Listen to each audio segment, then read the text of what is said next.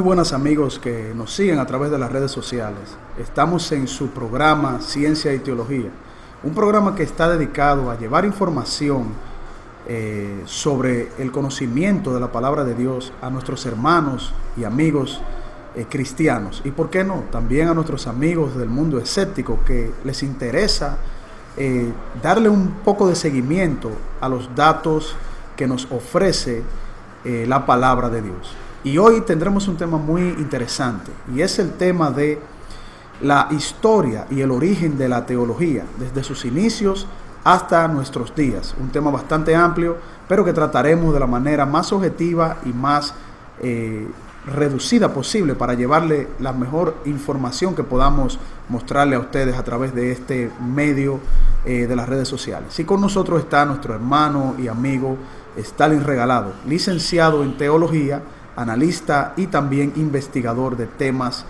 científicos e históricos. Stalin, muchas gracias por estar con nosotros. A ti Carlos, a ti. Es un placer estar en este espacio que por la gracia y la misericordia del Eterno, quien pone el querer como el hacer por su santa y divina voluntad, permite que estemos aquí. Y en especial a ti, Carlos, que cortésmente nos lo permite. Es un honor, es un placer. Saludamos a todos los televidentes que nos siguen a través de las redes y a través de estos medios de internet. Es un placer. Stalin, este tema es bastante amplio. Nos tomaría 4 o 5 entregas para nuestros amigos poder desglosar toda una historia de la teología. Pero a mí me gustaría comenzar con una pregunta para que tú, desde tu análisis histórico, nos puedas introducir al mundo de los primeros cristianos, de nuestros primeros hermanos. Y obviamente cuando nuestro Señor Jesucristo comenzó a evangelizar, a traer la buena nueva de salvación al mundo a través del pueblo de Israel, y cuando seleccionó a los discípulos para llevar la buena nueva a todo el mundo. ¿Qué tú podrías mostrarnos con relación a este inicio? Yo comienzo respondiendo a esa pregunta, Carlos,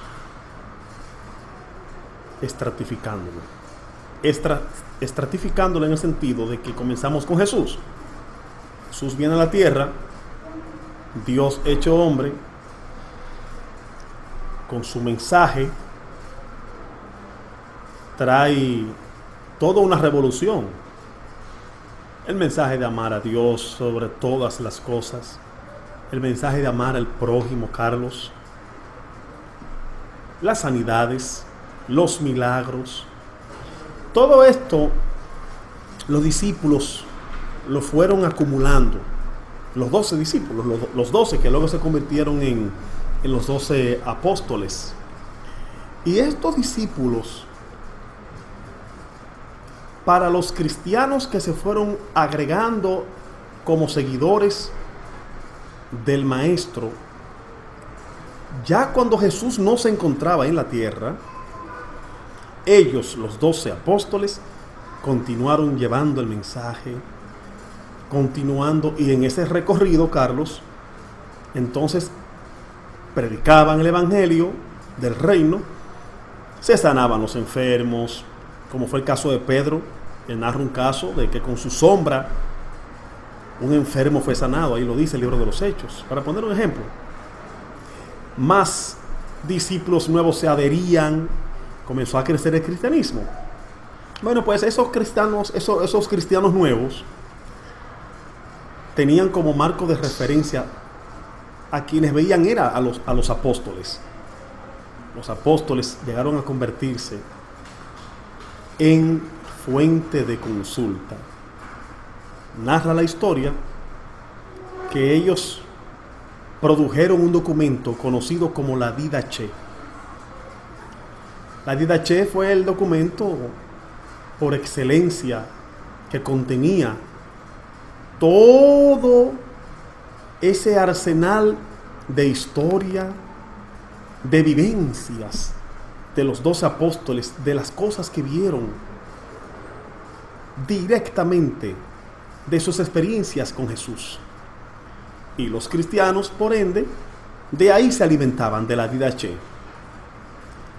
Cuando el Imperio Romano comienza a perseguir a los cristianos, eso es lo que la historia conoce, Carlos, como la época de la iglesia perseguida o de la persecución de la iglesia, donde la historia registra que tenían que esconderse en catacumbas,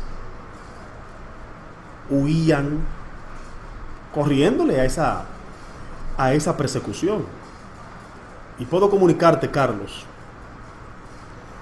de que fueron exterminados los 12 apóstoles. Bueno, el último que quedó fue Juan, el que escribió Apocalipsis, pero Juan no murió de muerte física ni torturado por el Imperio Romano. Fue exiliado, dice. Fue exiliado a la isla de Patmos y entonces falleció de muerte natural, es lo que quiero expresarte, en su cama, fue el único. Pero eso fue por propósito del Señor, Dios lo tenía con un propósito. Cuando ya no están ellos, los 12 apóstoles, retomando la idea anterior, comenzó a crecer las corrientes filosóficas de Grecia y de Roma. Las corrientes de pensamiento greco-romanas comienzan a crecer, estos pensadores intelectuales greco-romanos a demandar y a cuestionar a ese Jesucristo y a cuestionar. ¿Qué pasa? Los primeros cristianos de esa época tuvieron la necesidad de tener que responder a esas demandas de respuestas que tuvieron que surgir o que tuvo que surgir una generación de apologistas, defensores del evangelio que Cristo había predicado. Ahí nace lo que se conoce como la etapa conocida como el período de la patrística o el período patrístico. El período patrístico, tal como su nombre lo indica, fue aquel período donde surgieron los primeros padres de la iglesia. Tuvieron que articular respuestas coherentes en un lenguaje intelectual y tuvieron que construir, articular pensamientos, respuestas contundentes que respondiesen a las inquietudes del pensamiento greco-romano. Allí comienza la teología. Allí comienza la teología, Carlos, donde ellos tienen que verse obligados a tener que responderle a esos pensadores, a esos que demandaban respuestas, y allí comienza la teología. Entonces, una cosa, vamos a dividir. Aquí permíteme, Carlos, leer algo que tengo acá para compartirlo con los televidentes de la división de la teología. La historia de la teología como disciplina teológica tiene una periodización de la historia, la cual está dividida así: periodo patrístico, periodo escolástico, ahí es que nace la famosa escolástica, que decía que se puede razonar la fe, el periodo moderno y contemporáneo, y así sucesivamente. También está lo que es, el periodo escolástico tenía lo que se llamó la preescolástica, que tenía lo que se llamó la teología monástica, y ahí viene lo que se llamó la teología en el periodo carolingio. Ahí viene lo que se llamó el renacimiento carolingio. Teólogos de la primera generación carolingia surgieron ahí. Ahí viene lo que se llamó entonces un renacer de la teología, pero un gran impacto produjo esto. Más que un renacer, porque no había nacido. Ese término de renacer lo estoy usando yo aquí ahora, Carlos. Lo que quiero dejar dicho con renacer es que el mensaje que dejó Jesús toma ahora otra forma sin dejar de perder la esencia. A eso es que yo me refiero con renacer, porque la teología no había nacido. Por ende, aquí comienza el nacimiento, es lo que quiero dejar dicho de la teología. Pero realmente, las respuestas que demandaban estos intelectuales, estos pensadores, estos cuestionamientos al movimiento cristiano, a las enseñanzas de Cristo Jesús, tuvieron que ser respondidas. Y ahí comienza lo que se llama la reflexión de la revelación dada por Dios a través del mensaje cuando Jesús estuvo en la tierra. Que esa es la definición de teología. En el sentido etimológico de la palabra, Carlos, teología es el estudio o tratado acerca de Dios. ¿Pero qué es la teología? La reflexión y el diálogo acerca de Dios y su revelación. Entonces nosotros podríamos decir, Stanley, que el comienzo de la teología parte desde ese cuestionamiento grecorromano de la época con los apóstoles, cuando reciben el mensaje y ellos salen a distribuir las enseñanzas del Maestro Jesús. Sí, o sea, realmente ya no estaban los dos apóstoles, Carlos, te repito, ya no estaban los dos apóstoles. Yo me refiero al inicio, al arranque. Se podría decir que ese sería el arranque histórico de la teología a nivel de la distribución de la enseñanza del mensaje de Jesús.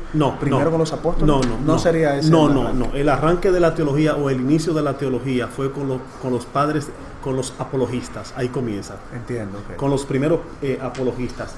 Voy a mencionar algunos de ellos aquí.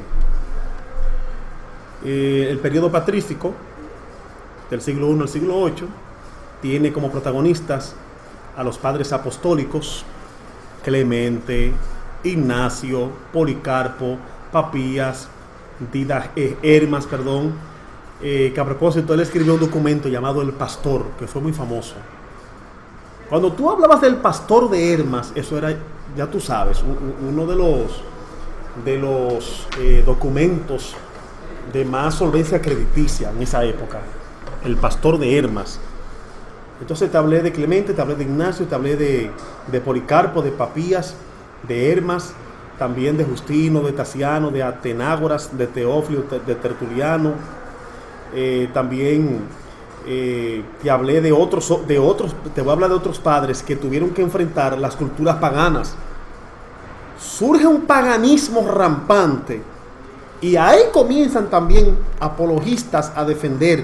Pero cuando yo te hablo de defender, Carlos, yo no te estoy hablando de una defensa con palabras llanas, era con palabras a nivel del intelectualismo, que demandaban una respuesta categórica en su propio nivel intelectual. Sujeta al mensaje puro del Evangelio de Jesús. Sujeto al mensaje puro del Evangelio, sin romper la esencia, correcto.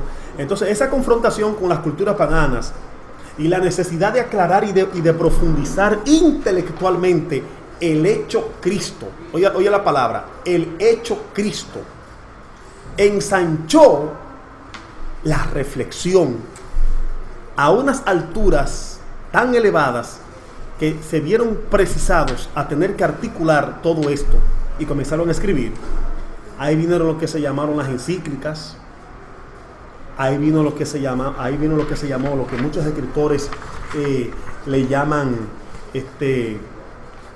los escritos donde ellos respondían categóricamente, las homilías, las cartas, aunque por eso no, porque por un lado las cartas ya el apóstol Pablo había comenzado a transmitir el mensaje a través de cartas, pero yo te estoy hablando, ya no estaba ninguno, ni estaba Pablo, ni estaban los 12, no estaba ninguno. Correcto. Homilías, cartas, encíclicas, a través de estos escritos ellos comenzaron a articular lo que hoy se conoce como teología. Entonces, estos primeros autores cristianos, designados ordinariamente con el nombre de padres apostólicos, por su cercanía cronológica a los apóstoles, repito, por su cercanía con los apóstoles, cronológicamente hablando, ya no están los apóstoles, estos son los que continuaron ahí mismo. Muchos de esos apologistas conocieron a los dos apóstoles. Ellos se expresaron entonces por medio de dichos escritos en un tono familiar, muy unidos a la vivencia concreta de los apóstoles. Ya a mediados del siglo II surgió en cambio lo que puede ya considerarse como primera manifestación de una obra teológica en sentido estricto, Y usted dijo la verdad, Carlos. El tema de la historia de la teología es un tema extenso. Pues nosotros lo que estamos haciendo aquí simplemente es una introducción. Esos serían entonces los primeros pasos sí. de la teología ya reflexiva, articulada, defendida. Bien preparada, claro que sí, eso es correcto. Propósito, bueno, te repito, aclarar y profundizar intelectualmente respuestas que demandaba el intelectualismo y una respuesta ante el paganismo rampante que comenzó a surgir en ese tiempo, Carlos. Te hablé también, ya te hablé de algunos de ellos, pero también tenemos que mencionar a Orígenes, que existió del 185 al 253 después de Cristo. Fue el primer creador de una gran síntesis teológica, Orígenes, que no se les olvide ese nombre, Orígenes. También estuvo Agustín de Hipona, del 354 al 430, Carlos, Agustín de Hipona. Cuando, por ejemplo, el tema de la gracia, por su gracia sois salvo, y esto no es de Dios, pues, y esto no es de los hombres, sino que es don de Dios, porque por gracia sois salvos. Fue Pablo que dijo eso. Pero quien le dio más énfasis y continuaba ampliando el tema de la gracia a través de escritos fue Agustín de Hipona. También otro apologista. Él motivó mucho, estimuló el pensamiento y la reflexión. Repito mucho la reflexión porque eso es la teología, Carlos Veloz. La teología es reflexión de la revelación de Dios.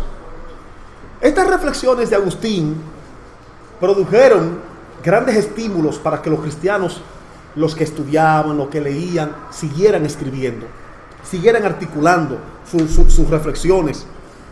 Hubo un movimiento que fue el arrianismo. También tuvieron que responderle a los seguidores de Arriano. Es decir, la corriente de pensamiento de Arriano le llamaron arrianismo, que eso es otro tema que más adelante lo vamos a hablar, Carlos, acerca de lo que es la Trinidad, entre otros. Surgió Pelagio, pero Pelagio no fue tanto un defensor. Pelagio trajo su propia corriente de pensamiento que le llamaron pelagianismo, Pelagio. ¿Qué pasa? En este movimiento de apologistas se recapitula la teología a través de aclaraciones pertinentes que estas personas, estos primeros padres, estos defensores que estuvieron ahí cerquitita de los apóstoles y que fueron los que recibieron esta herencia después de los apóstoles, se convirtieron en guías y en maestros y en defensores. Eso es así, Carlos. Bueno, muchos temas, o sea, un tema muy, muy amplio. Demasiado amplio. Muy interesante. Tú dijiste la verdad, Carlos. La historia de la teología nos llevaría por lo menos 5 programas. Muchos temas entremezclados en una historia tan amplia. Muy amplia. Muchos datos que podemos manejar. Entonces, en esta primera etapa que ya tú habías referido, básicamente la zapata, la base, la patrística, del origen de la teología, en función de la conformación patrística, y las enseñanzas desde el Maestro y nuestro Señor Jesucristo, pasando por los apóstoles, la persecución, ya tú la mencionaste, la defensa de la fe ante la visión y la demanda que había de respuestas, y la filosofía greco-romana y el paganismo, que tú muy bien lo referiste. Correcto, esas fueron las 3 razones. El paganismo, filosofía greco-romana y el vacío que había. Correcto. Al no estar los 12 apóstoles, ¿a quién vamos a consultar ahora? No nos queda de otra que nosotros mismos comenzar a articular y a responder. Bueno, entonces en este primer segmento que ya tocamos la base teológica, el origen de la base teológica, vamos a pasar en el segundo segmento del programa para que tú nos hables del periodo medieval, un periodo importante. Importante, que también se podría decir que sin temor a equivocarme, Stalin, tú me corregirás en el segundo segmento, de que hubo un periodo oscuro en la teología. Exactamente. Un periodo oscuro de donde hubo una mezcolanza ahí un poquito siniestra, si se podría decir, hasta llegar a los nuevos defensores, o sea, la segunda etapa de la teología, yo podría decirle así. Pero déjame decirte algo, Carlos, si no hubiese sido por esos padres, esos primeros padres del tiempo de la patrística, esos defensores, nadie sabe si quizás, digo, Dios como quiera iba a llevar su palabra como diese lugar, pero lo que te quiero expresar, Carlos, es que gracias a ellos fue respetado el mensaje de la palabra de Dios. Correcto. Porque esa gente, esos intelectuales, esos filósofos dijeron, espérate, no era como creíamos, que eran los cristianitos eran gente del vulgo. Hay gente pensante también, hay intelectuales. Mira cómo nos están respondiendo. Tocaremos esa parte también, llegando a cuándo comienza la teología a formar parte del imperio. Exactamente. Ya a nivel estructural, a nivel político. Correcto, eso es una parte muy importante. Entonces para el siguiente segmento, Carlos, vamos a continuar ampliando un poquitito, porque ya pasaríamos entonces lo que es el periodo medieval. Correcto. Son el periodo patrístico, el periodo medieval, y cerramos con el periodo moderno y contemporáneo, que eso abarcó desde el siglo XV. Bueno, seguiremos más adelante, lo vamos a dar ahí. En el transcurso seguiremos ampliando. Entonces, nuestros amigos, volvemos en breve para continuar este tema tan interesante para el mundo cristiano. En breve seguimos.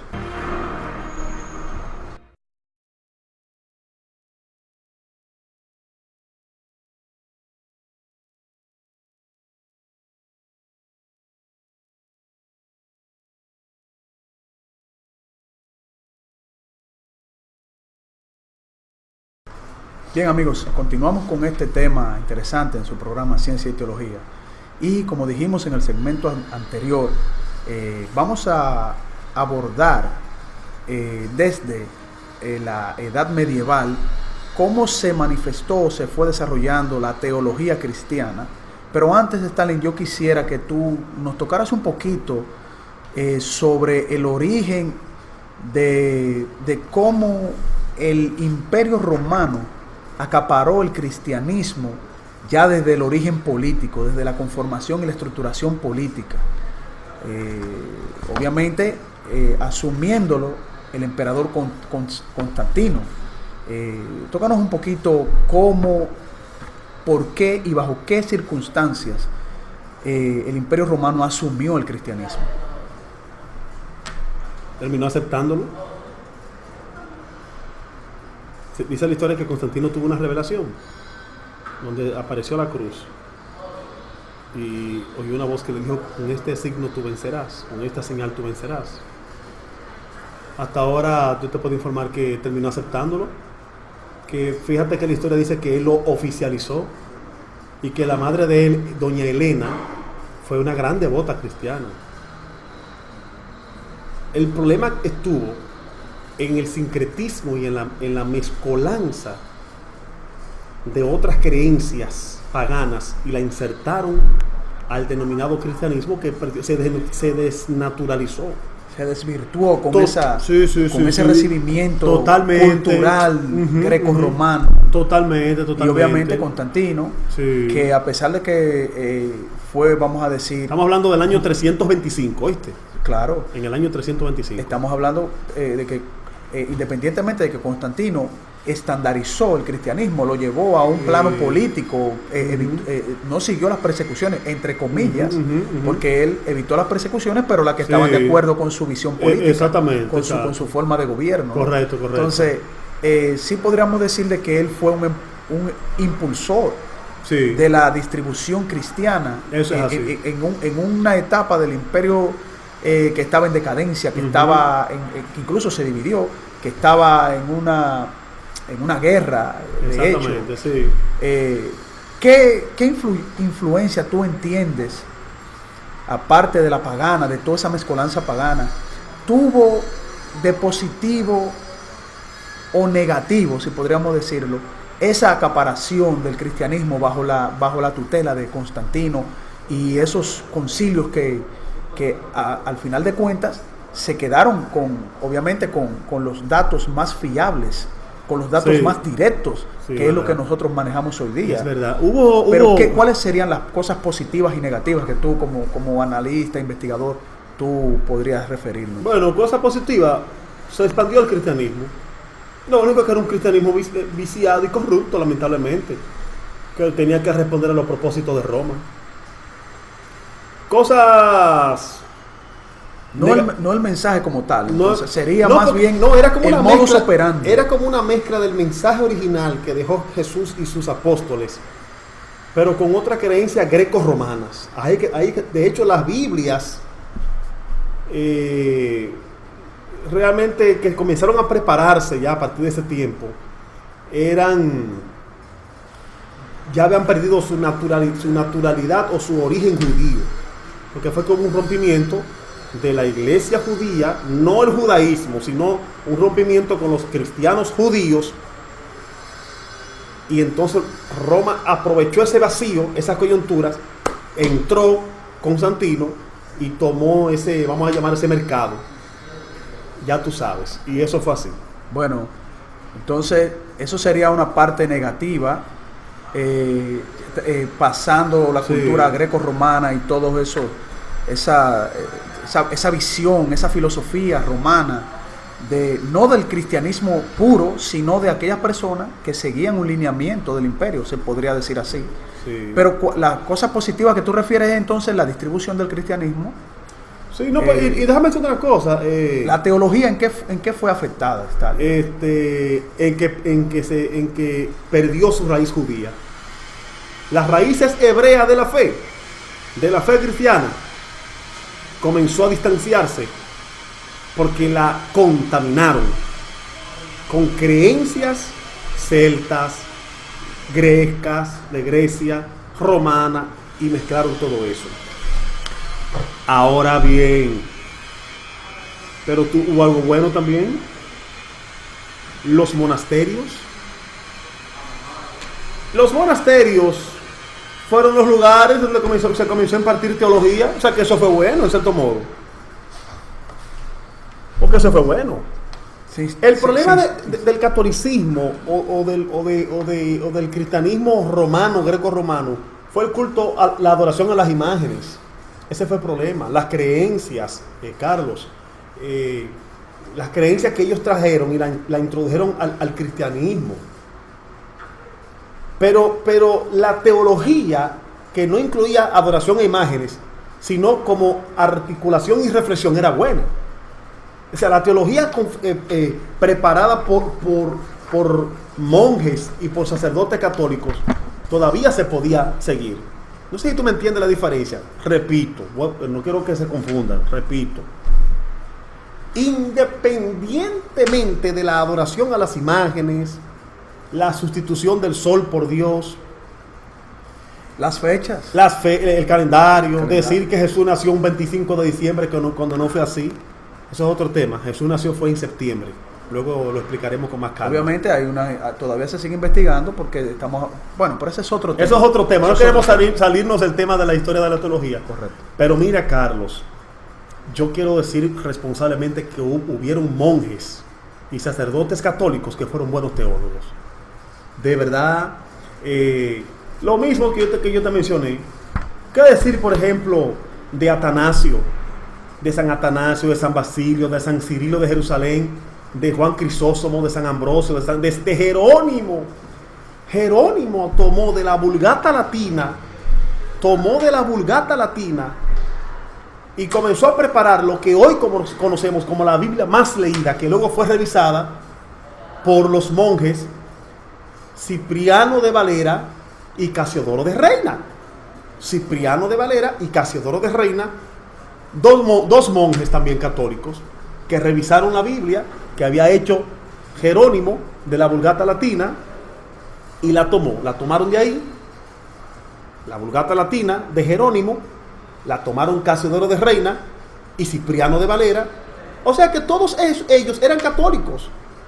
Quiere decir que el catolicismo inicial, se podría decir de los primeros siglos, los pensadores, los teólogos católicos del primer, segundo, tercer, hasta el siglo VIII eran aceptables. Las teologías que ellos articulaban eran aceptables. Entonces que la teología, desde lo interno de la conformación católica, lo que el Imperio Romano fue estableciendo, sí, había una gama de pensamientos ahí que posiblemente no todos estaban de acuerdo en las diferentes posturas y visiones teológicas. Sí. Pero vamos a ver entonces cuando llegamos a la era medieval, la época medieval, ¿qué ofreció a la teología esa época?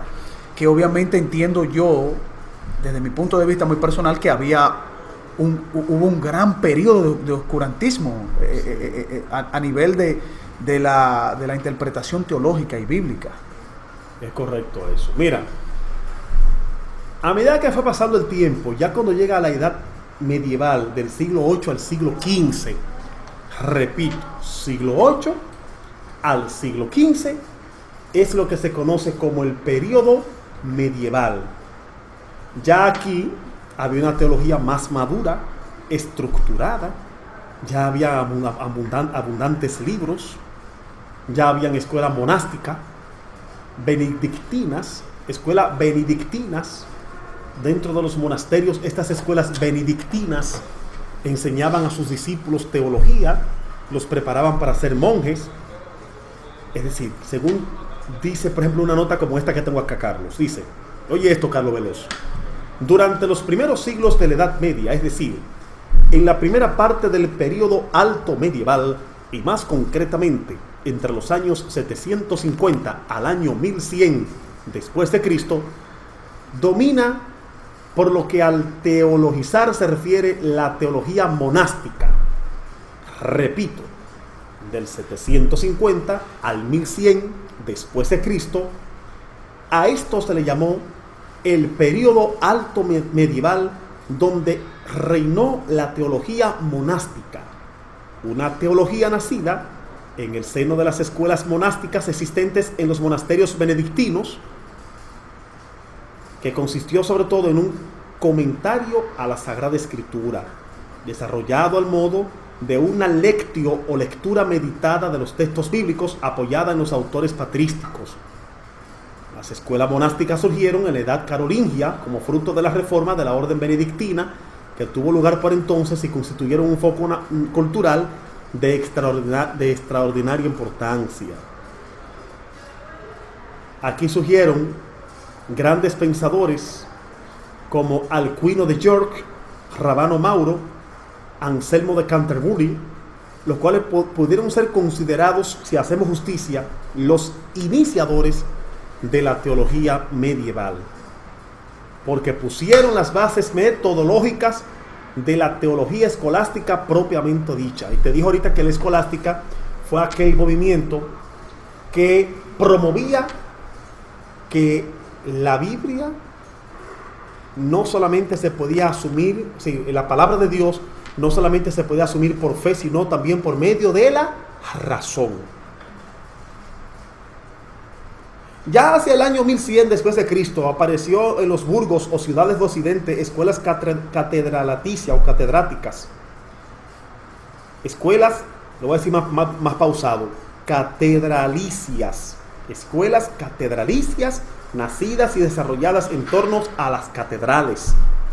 La teología que se comenzó a practicar en tales escuelas, de la que son representantes Anselmo de Laón y Pedro Abelardo, significó la introducción de un nuevo estilo teológico que dio origen a lo que de modo preciso designamos como teología escolástica. Aquí confluyó en la nueva etapa histórica una amplia gama de factores como el desarrollo de la sociedad medieval, el aumento del nivel cultural del clero secular, la aparición de órdenes religiosas dotadas de mayor movilidad apostólica. Pero ¿tú sabes quiénes tenían el control de todo eso? ¿Dónde estaban las iglesias protestantes? ¿No había? No habían surgido. Estamos hablando de un movimiento católico completamente. Era lo que dominaba en ese tiempo. Desde la raíz.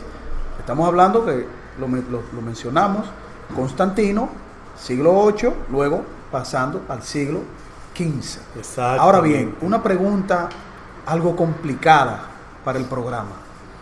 ¿En qué momento la teología se desvirtúa y se aleja de la gente en el sentido de que es prohibida el estudio directo para las personas comunes, y no se puede estudiar la Biblia sin el seguimiento o la autorización directa de la Iglesia Católica. Eso fue en el oscurantismo. Estamos hablando de la época medieval. No, fue ahí, en la época medieval. Fue en la época medieval, la iglesia tomó una fuerza, ellos dijeron, bueno, nosotros somos la iglesia universal. Todo fue desvirtuado totalmente, Carlos. Todo fue desvirtuado. El catolicismo, como iglesia única de Oriente y Occidente, ellos tomaron todo el control. Claro que sí. Entonces, esta época llamado oscurantista o del oscurantismo, donde solamente el clero podía acceder al conocimiento teológico y a las escrituras, rompió con la base que sembraron los primeros padres, los llamados apologistas. Fíjate que yo dije que comenzaron a surgir que el clero, los monasterios, para preparar sacerdote. Entonces, en lugar de la pura meditación sobre la escritura apoyada en los padres que habían sembrado estas verdades, la teología escolástica entonces comienza a propugnar un método analítico y discursivo que dio un amplio campo a la especulación racional iluminada por la fe. El escolaticismo o la escolástica fue el movimiento dentro del mundo de la teología, pero que te decía que tú tienes que analizar, más que reflexionar por la fe, tenías que analizar, y vuelvo y repito, analizar la teología, más que reflexionarla. Entonces, nacido y desarrollado en el interior de instituciones académicas, las escuelas catedralicias y posteriormente las universidades que surgieron, porque surgieron universidades teológicas, Carlos. Estas universidades fueron evolucionando y las escuelas y universidades comenzaron a fomentar lo que se llamó como las facultades de teología.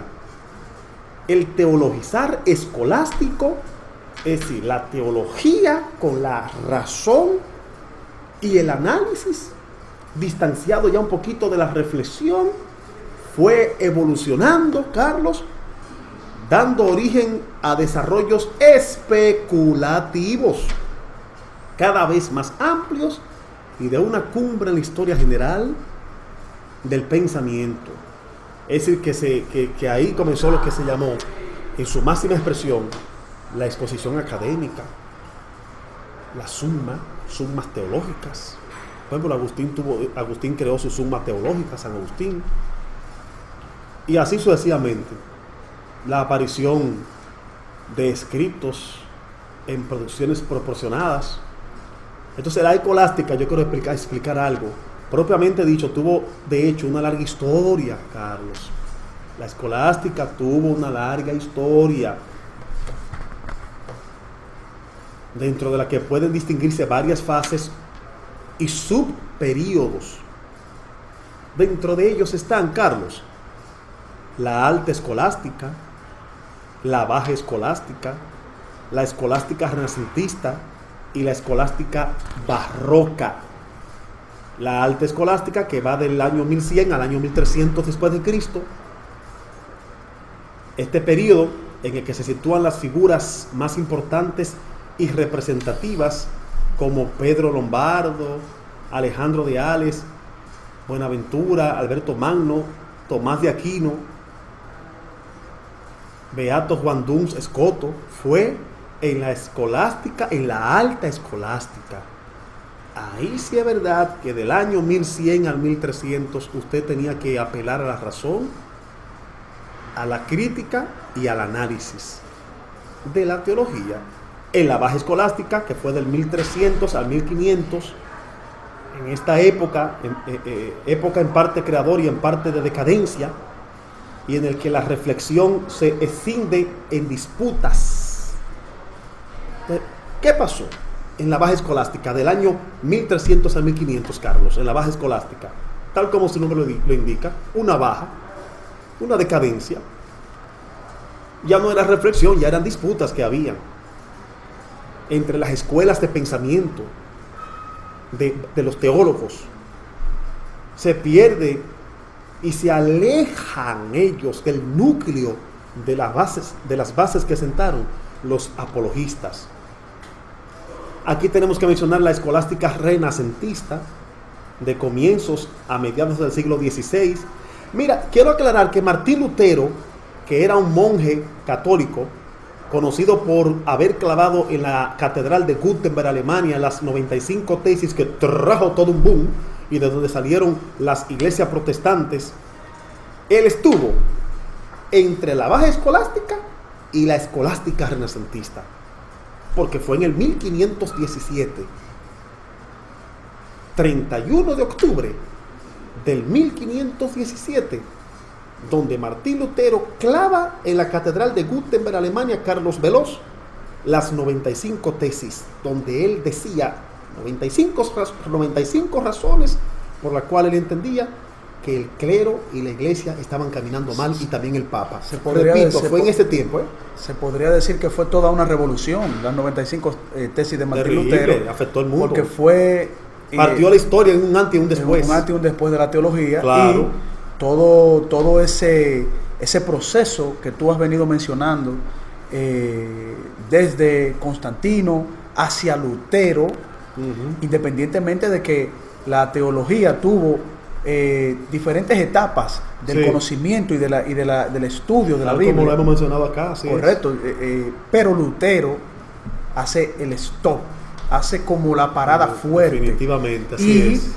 Como tú bien dices, surge un movimiento completamente desligado de la Iglesia Católica, con una visión completamente renovadora y revolucionaria. Exactamente. Siguiendo la palabra de Dios en muchas cosas que la Iglesia hacía y que Lutero al final no aceptó. Ese movimiento, Carlos, que tú mencionas, se conoció como el movimiento de la Reforma Protestante.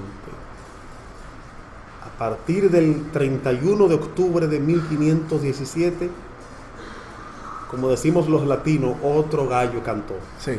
Definitivamente, Carlos. Yo alabo al Dios eterno.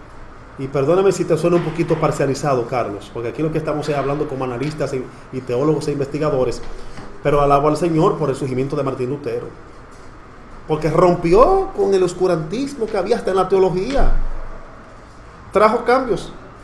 Esa gesta de Martín Lutero, Carlos, de clavar 95 tesis ahí en la catedral de Gutenberg en Alemania el 31 de octubre, trajo un despertar, y hubo entonces obligatoriamente surgieron entonces nuevos teólogos y nuevos reformadores. Con una visión más fresca de la palabra de Dios. Que no podían expresarse. Porque y más profunda. El imperio católico, apostólico y romano tenían el control. Nadie podía tener libre expresión. Y ahí entonces se rompe el silencio y comienzan a surgir reformadores como Wycliffe, Calvino, Zwinglio, Juan Hosch, entre otros reformadores, especialmente hombres como Calvino y Jacobo Arminio. Que de hecho hay una pequeña división de corriente de pensamiento. Así es. Pero siguen una línea fundamentada, si se puede decir, bien concreta de la palabra de Dios. Sí, definitivamente. Y yo en lo personal son hermanos que están separados, pero al final son hermanos. Claro, mira, Carlos, y yo te voy a decir algo. Para mí, Carlos, que los padres de la nueva teología reformada son Martín Lutero y Jacobo Arminio. De ahí surgieron hombres como los hermanos Wesley, Samuel y John Wesley, los cuales junto a George Whitefield fundaron lo que se conoció como la Iglesia Metodista, hoy conocida como la Iglesia Metodista Libre. La Iglesia Anglicana, la Iglesia Episcopal, surgió de ahí, de esa bomba que explotó Martín Lutero, y la misma Iglesia Luterana que se mantiene hoy día en honor a Martín Lutero. Fíjate que yo pude haber continuado hablando de la historia de la teología, pero Martín Lutero se puso como semáforo, no, tuvimos que detenernos ahí, Martín Lutero, porque es que ahí... Fue toda una revolución. Fue toda una revolución, repito, entre la baja escolástica y la escolástica renacentista, nace y se atraviesa Martín Lutero. Y quedó pendiente la escolástica barroca, que se extendió desde mediados del siglo XVI hasta el siglo XVII, en el que después de algunas figuras relevantes como Domingo Báñez y Francisco Suárez se inicia un periodo de fuerte decadencia. Y ahí comienza entonces lo que se inició ya en el siglo XVII, el periodo moderno y contemporáneo, que en el próximo segmento vamos a hablar un poquitito más. Entonces en el próximo segmento hablaremos del periodo contemporáneo. Ya lo que es toda esa estructura formada, todos esos movimientos estructurados, focalizados desde Lutero hasta nuestros días, y cómo la teología fue adaptándose a los tiempos para llevar, obviamente sin cambiar la esencia del mensaje de nuestro Señor Jesucristo, desde el movimiento protestante y la libertad de poder estudiar a plenitud y a profundidad la palabra y el mensaje de nuestro Señor Jesucristo. Así que, amigos, entraremos en la última sección de nuestro espacio. No se despegue de nosotros, siga y continúe recibiendo más de la información de la palabra de nuestro Señor Jesucristo.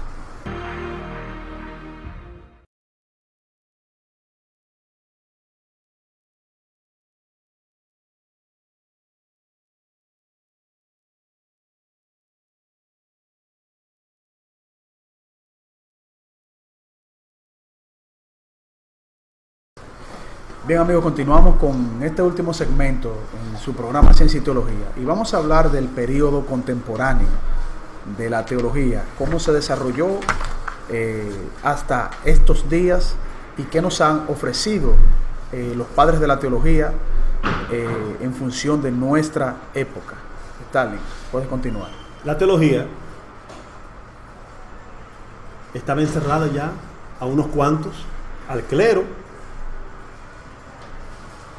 monasterios, universidades y seminarios, todos controlados por la Iglesia Católica Apostólica Romana. Llega Martín Lutero, clava 95 tesis en la Catedral de Wittenberg en Alemania, 31 de octubre del 1517, y entonces trae una revolución donde tiene que repensarse la teología.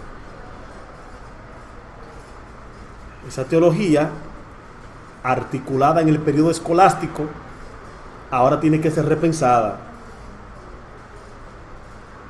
¿Y qué sucedió? Que la iglesia y la teología se encontraron de frente ante una situación radicalmente distinta de las conocidas en épocas anteriores. Su contexto cultural, Carlos Veloz, no era ya ni una sociedad sustancialmente cristiana como la existente en el periodo final de la Edad Antigua, en la Edad Media y en los inicios de la Edad Moderna, ni tampoco un paganismo que no había oído hablar de Cristo, como ese paganismo al que tuvieron que enfrentarse los primeros padres, sino un mundo, una teología que, habiendo sido cristiana, ahora lo estaba dejando de ser en base a los fundamentos de los primeros padres, porque era una teología que no era una teología reflexiva, imparcial y objetiva, una teología, Carlos, que respondía a los intereses de la iglesia y del Papa. Cuando llega Martín Lutero, que rompe con ese esquema y rompe el hielo, 31 de octubre de 1517, entonces comienzan a surgir voces nuevas. Martín Lutero, también teólogo, pensador, primer reformador, le siguen otros como Zwinglio, como Juan Calvino, como Juan de Hoche, como dije anteriormente, Jacobo Arminio, como Wycliffe, entre otros. Entonces a la teología se le planteaba en consecuencia un considerable reto que reclamaba en primer lugar salir de la decadencia en que, como ya habíamos dicho, Carlos, se encontraba en esos momentos, y después ir a la raíz de la fe para conseguir mostrar con fuerza nueva, con visión nueva y refrescante, su vitalidad y su verdad. De ahí entonces una historia aún no concluida, porque nosotros nos encontramos todavía en esa coyuntura histórica en la que cabe distinguir las siguientes etapas. Surgimiento de la iglesia luterana. La iglesia ante el crecimiento de las iglesias protestantes, cuando los príncipes protestaron, a eso fue lo que se le llamó protestantes, no fue a cristianos. El término protestante fue porque todos los príncipes de Europa, de una parte de Europa, se unieron apoyando a Lutero y en protesta, porque la iglesia tenía un control hasta de los impuestos que ellos tenían que pagar.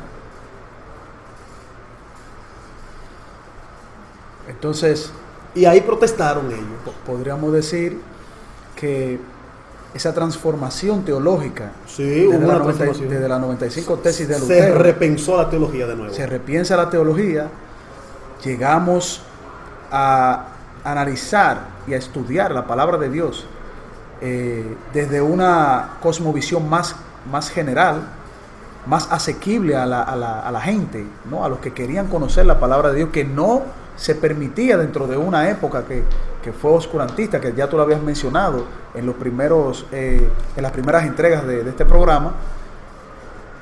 Eso lleva a el surgimiento de nuevas corrientes y nuevas iglesias, las que conocemos como protestantes, las que se conocen hoy día como protestantes. Ahora bien, Stalin, a raíz de eso, ¿qué cosas positivas y cosas negativas tú podrías decir que se viven o se vivieron en los inicios de esos primeros orígenes de las iglesias o de la teología protestante? Si tú entiendes que hubieron algunos fallos, o si eso es un proceso que hasta hoy día se sigue desarrollando para la mejoría y el estudio bíblico de la palabra de Dios. Sí, mira, Carlos, hubo momentos lindos. Vino lo que yo le denomino un avivamiento en las escrituras. De ahí fue que surgieron las 5 solas: solideo, gloria, solo la gloria de Dios, solo por gracia, solo Cristo, solo la escritura. Y es las así. 5 solas de Lutero. Las 5 solas de Lutero. Lutero promovió que nada ni nadie, ni ninguna iglesia, ni ningún predicador, ni sacerdote, ni pastor puede estar por encima de las escrituras. Como debe de ser. Comienzan a surgir iglesias como se rompe la iglesia de Inglaterra, rompió con la iglesia de Roma. La iglesia anglicana de Inglaterra ya no aceptaba la autoridad del Papa. Siguieron con el culto, con la misa parecida a la iglesia católica, pero sin aceptar la autoridad del Papa. Se rompió. Y se quedaron ellos por allá. Me imagino que eso fue un proceso también dentro del protestantismo, sí. Para ir desmontando dogmas que estaban ahí, pero obviamente ellos, analizando las escrituras, claro. Fueron dejando todas esas mañas, como decimos los dominicanos. Y que conste, Carlos, en todo ese discurrir que nosotros estamos mencionando, fueron naciendo y surgiendo más y nuevos teólogos. En todas las épocas ha habido buenos teólogos, independientemente. Lo único que unos se diferenciaban en sus posiciones uno de otro, como también había malos teólogos. Entonces pero llegó un momento que fue ya terminando el siglo XVIII, que la teología entró en una decadencia. Hubo una decadencia del pensar teológico, Carlos, veloz. Desde el siglo XVIII y hasta inicio del siglo XIX. A esa teología que se ejercía desde los años 1800 hasta el inicio de 1900 se le llamó teología contemporánea. el inicio de un proceso de renovación en el siglo XIX fue necesario, pero sin polémicas y sin tensiones, a través de 3 líneas fundamentales: la vuelta a las fuentes bíblicas y patrísticas, la recuperación de la tradición escolástica tal y como se había manifestado en su momento de esplendor,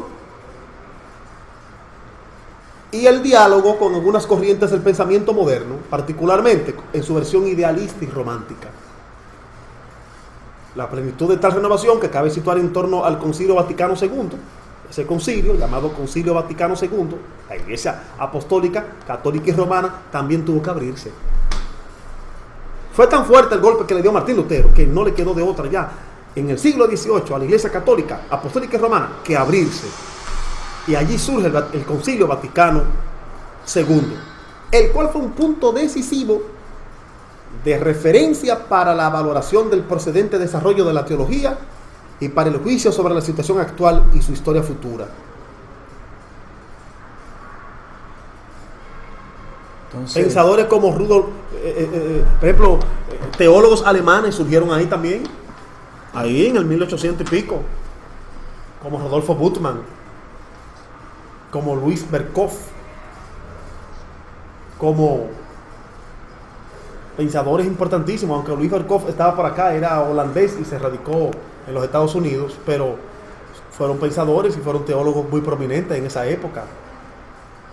Entonces, Buttmann, estaba también otro teólogo, aparte de Rodolfo Buttmann, como que también fue de Alemania también.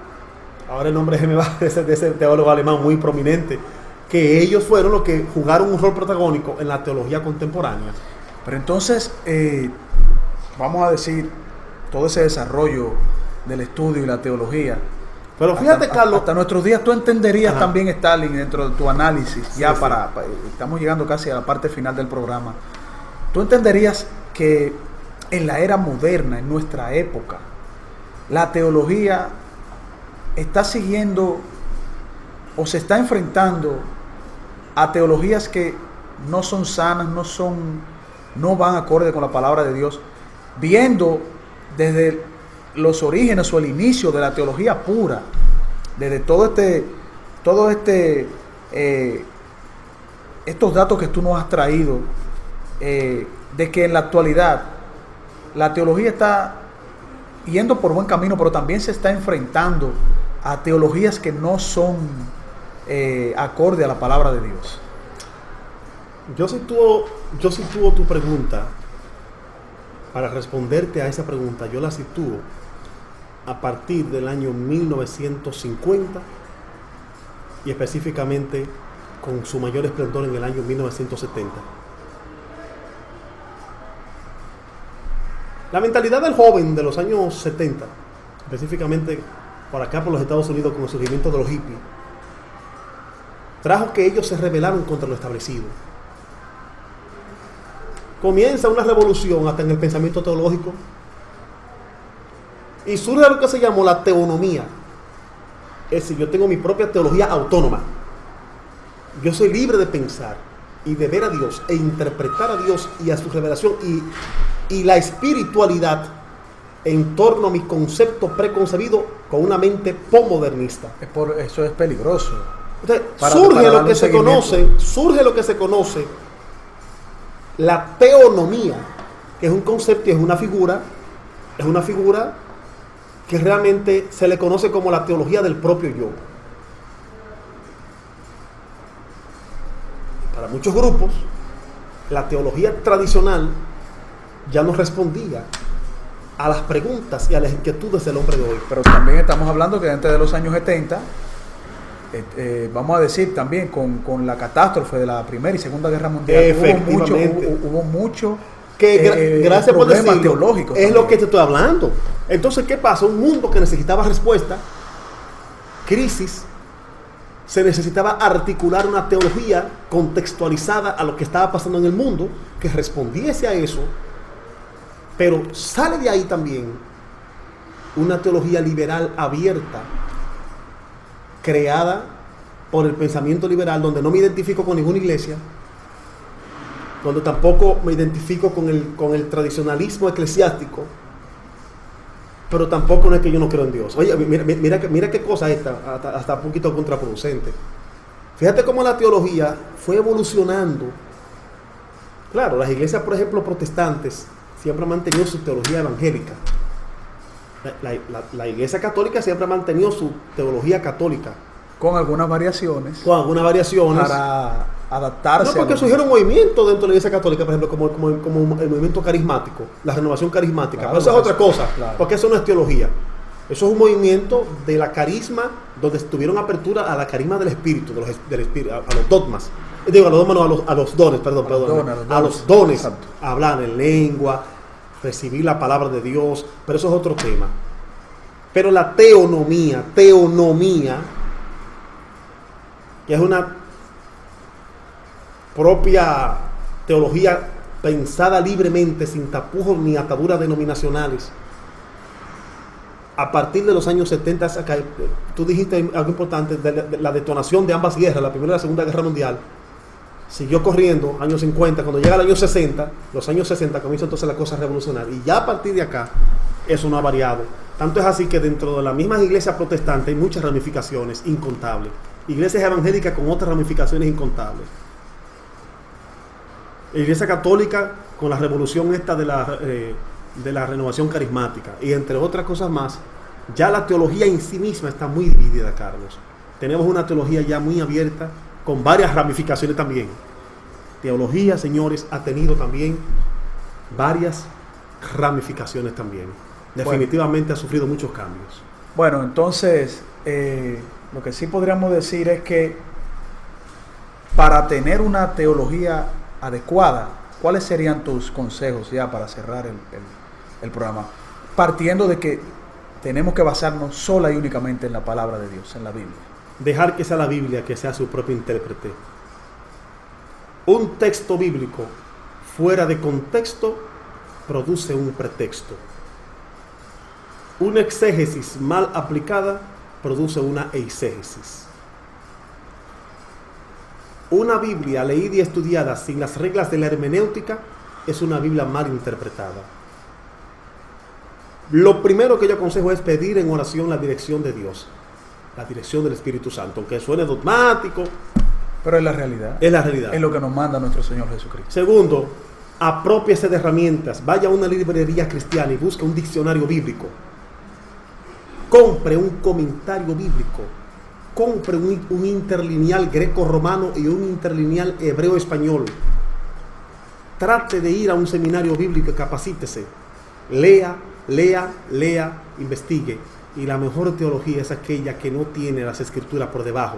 La mejor teología es aquella que pone las sagradas escrituras por encima de todo. Nadie puede estar por encima de la autoridad bíblica.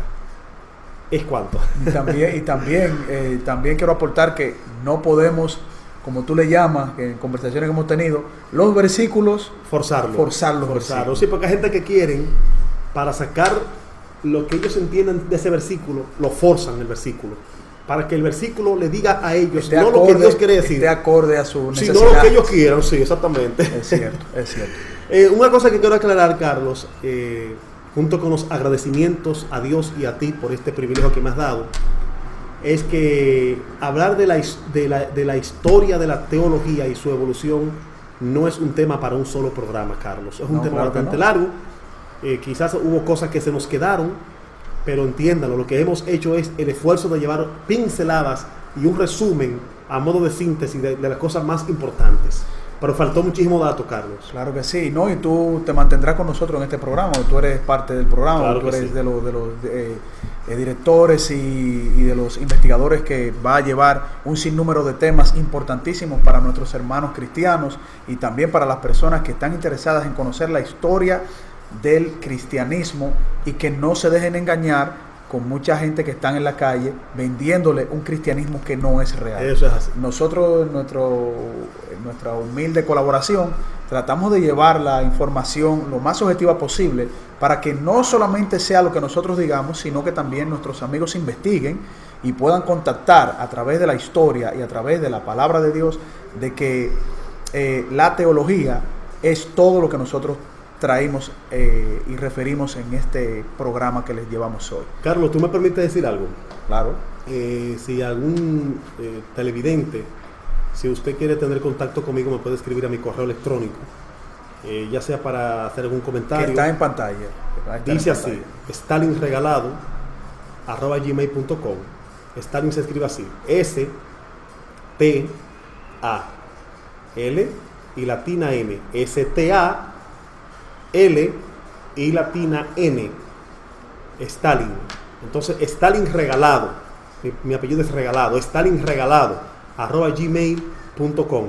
Escríbeme, hazme alguna preguntita o algún aporte al respecto. Me gustaría saber qué ha pensado sobre este tema de la historia de la teología. Y sus comentarios también nos pueden seguir a través de las redes sociales, Facebook, Ciencia y Teología, también en mi blog personal, Carlos Veloz, en Facebook, y también en YouTube con nuestro canal Ciencia y Teología. Amigos, muchas gracias por estar con nosotros y haber compartido este tema. Será hasta un próximo tema interesantísimo que le estaremos llevando. Hasta entonces.